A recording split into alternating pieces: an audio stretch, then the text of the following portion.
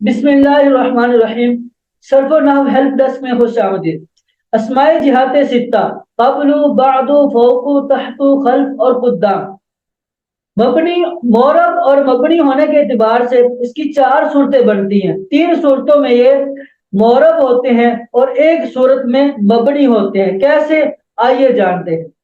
اسماء جہات ستہ ہم دیکھیں گے کہ یہ مضاف ہو کر استعمال ہوں گے یا بلا اضافت استعمال ہوں گے، یعنی اضافت کے ساتھ استعمال ہوں گے، اضافت کے ساتھ استعمال ہوں گے یا بلا اضافت استعمال ہوں گے، بلا اضافت استعمال ہوں گے۔ بلا اضافت والی جو صورت ہے یہ بھی معرب کی ہے، بلا اضافت والی صورت معرب کی ہے۔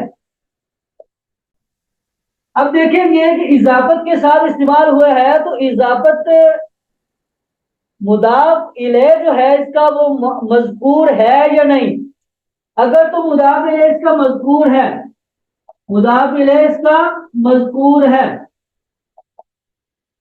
تو یہ صورت بھی معرب کی ہے، یہ صورت بھی معرب کی ہے۔